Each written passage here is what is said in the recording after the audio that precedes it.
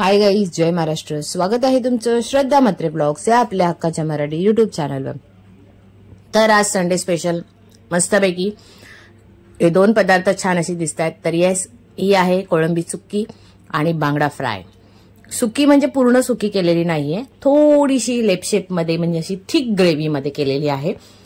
Depend पुढे मी तुम्हाला दाखवेनच कशा प्रकारे आणि कशी एकदम सुंदर आणि एकदम सोप्या पद्धतीमध्ये केलेली आहे. तर चला माझ्यासोबत कंटिन्यू राहा. तर मी इथे एका साईडला मस्तपैकी कोळंबी धुतलेली होती. ही कोळंबी ना 1 किलो मी आणलेली, मस्तपैकी छान अशी धुवून घेतली. आणि एका साईडला बांगड्यांना मी अद्रक लसूणची पेस्ट, आपला मीठ, हळद आणि मसाला हे लावून मी एका साईडला, आणि हा आगळ असतं ना कोकमचं, ते त्याच्यामध्ये टाकलेला. आणि थोडासा उरलेला मसाला तो मी कोळंबीला लावलेला होता. कोळंबी मॅरिनेट करून ठेवायची नाही, जर डिपेंड तुम्हाला करायचे असेल तर करू शकता. हे आहे कोकम आगळ. नॉनव्हेजला तुम्ही हे यूज केला तर खूप छान टेस्ट येते नॉनव्हेजसाठी, म्हणजे मच्छीसाठी. चिकन विकन मध्ये नाही, मच्छी काय केलंय त्याच्यासाठी. तर मी इथे घेतले 4 कांदे. 1 किलो कोलंबीसाठी सुकी करायची असेल तर या पद्धतीने ह्याच अंदाजाने तुम्ही घेऊ शकता. त्यानंतर एका साईडला आहे मस्तपैकी हिरवीगार अशी कोथिंबीर, 2 टोमॅटो, कोकम आगळ, आणि ही माझ्याकडे रेडी असते डेली अद्रक लसूणची पेस्ट. माझ्या फ्रीजमध्ये कायमची रेडीच असते, हे तुम्हाला माहिती आहे. सो असं हे एवढंच साहित्य आहे आणि एकदम सोप्या पद्धतीने करणाऱ्या. मी पुन्हा सांगते, कोळंबीला मी इथे बघा एका साईडला मी कढई तापत ठेवले. कोळंबीला मी मॅरिनेट केलेलं नव्हतं. जो उरलेला मसाला होता तो मी कोळंबीला, म्हणजे बांगड्यांचा मसाला होता तो लावलेला होता.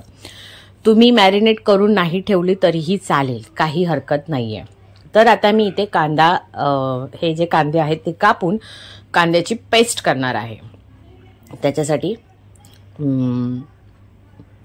कांदे मिक्सरच्या भांड्यामध्ये कट करून ठेवते. आणि हा दुसरी गोष्ट, 2च टोमॅटो का घेतलेत, कारण कोकम आगळ आहे, हे पण आंबट असतं, आणि टोमॅटो तर तुम्हाला माहिती आहे. सो त्यामुळे जर तुमच्याकडे कोकम आगळ नसेल तर तुम्ही 2 टोमॅटोच्या जागेवर तुम्ही अजून 2 म्हणजे 4 टोमॅटो तुम्ही ऍड करू शकता, असं आहे. आता मी हे कांद्याची पेस्ट करणार आहे. कांद्याची पेस्ट करून झाल्यानंतर मी पुन्हा टोमॅटोची पण पेस्ट करणार आहे. आणि एकदम सोपीच्या सोपी रेसिपी आहे, काहीच कठीण नाहीये. तर त्यामुळे आता तुम्हाला दिसेलच, एकदम पटकन होणारी आहे. आणि हा कोळंबी मी सुकी बोलली आहे. सुकी म्हणजे तुम्हाला किती म्हणजे सुकी म्हणजे अशी लागता कामा नये, म्हणजे भाकरी बरोबर खाताना. तर थोडीशी तुम्ही त्याचा जो मसाला असतो ना तो तुम्ही थिक ठेवला तरीही चालेल, काही हरकत नाही, म्हणजे तुम्ही आटवू शकता. सो असं आहे. आणि आता एका साईडला मी ही कांद्याची पेस्ट आहे, पूर्ण कांदे कट करून झाल्यानंतर आता मी टोमॅटो धुवून घेतलेले होते, तर आता टोमॅटोची पेस्ट करणार आहे. एका साईडला मी कढईमध्ये तेल तापत ठेवलंय, आय थिंक. हा, टोमॅटोची पेस्ट झाली आहे. तर आता तेल तापलेलं होतं मस्तपैकी, आणि आता कांदे आहेत ते छानपैकी परतून घेणार आहे, कांद्याची जी पेस्ट आहे ती. आणि बघा, नेहमीप्रमाणे मी प्रत्येक टायमाला माझ्या प्रत्येक रेसिपीमध्ये सांगते, कांदा शिजवताना नेहमी मीठ ऍड करा. मीठ टाकल्यावर कसा कांदा पटकन शिजतो. तर मी आता ह्याच्यामध्ये झाकण ठेवून कांदा असा पूर्णपणे शिजून घेणार आहे, झाकण ठेवून. आणि मोठा गॅस करायचा आहे जिथपर्यंत कांदा असा बघा पूर्ण असा शिजला नाही आहे तिथपर्यंत कांदा. त्याला तुम्हाला स्टार्टिंगला पूर्ण ह्याच्यामध्ये तेल जास्त दिसत होतं, तर बघा पूर्ण तेलात चांगलं कांद्याने परतलं तर तेल सोडलेलं आहे. आणि आता ह्याच्यामध्ये मी अद्रक लसूणची पेस्ट आहे ती ऍड करते. चांगली अद्रक लसूणची पेस्ट मस्तपैकी शिजली म्हणजे त्याचा जो उघरटपणा असतो तो उघरटपणा पूर्णपणे गेला तर मस्तपैकी बघा पूर्ण तेल खेचलेलं आहे. कांदा आणि लसूण अद्रकची पेस्ट आहे त्याच्याने. आणि आता मी टोमॅटो ऍड केलेला आहे. टोमॅटो पण छानपैकी असं शिजवून घ्यायचं आहे, परतून घ्यायचं आहे, म्हणजे ग्रेव्हीला आहे ना चांगलं असं तेल सुटलं पाहिजे. एवढ्या प्रमाणात. माझं मगाशी बघा मी पहिलं तेल टाकलेलं होतं तर किती तेल तुम्हाला वाटत असं अरे बापरे किती तेल टाकलं. तर बघा पूर्ण तेल ग्रेव्ही अशी म्हणजे हे जे कांदाने असं शिजवायचं ना की चांगली ग्रेव्ही ना मधला मसाला जो असतो म्हणजे हे जो कांदा बिंदा असतो ते परतून चांगला शिजला गेला पाहिजे. शिजला ना का समजायचं छान. तर मी याच्यानंतर हळद, हिंग आणि आमचा आगरी मसाला हा ॲड केलेला आहे. आणि मग त्याच्यानंतर कोकम आगळ टाकल्याने बघा कलर एक खूप सुंदर येतो.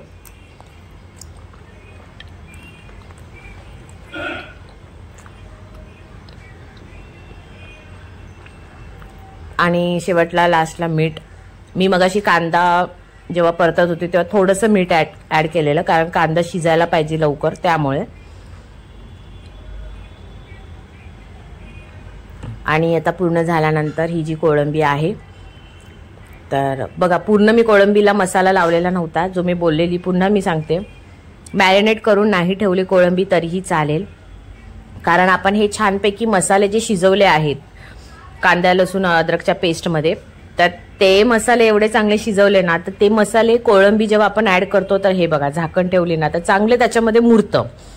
त्यामुळे कोळंबी अशी मॅरिनेट करून ठेवायची गरज नाहीये कारण ऑलरेडी आपण ह्याच्यामध्ये कसं आहे टोमॅटोची पेस्ट आणि आगळ टाकलेलं होतं ना कोकम आगळ. तुम्हाला वाटलं तर हे बघा तुम्ही पाणी ॲड करू शकता. मी पाणी ॲड केलेलं आहे कारण मला म्हणजे आमच्या घरी अशी पूर्ण सुकी आवडत नाही.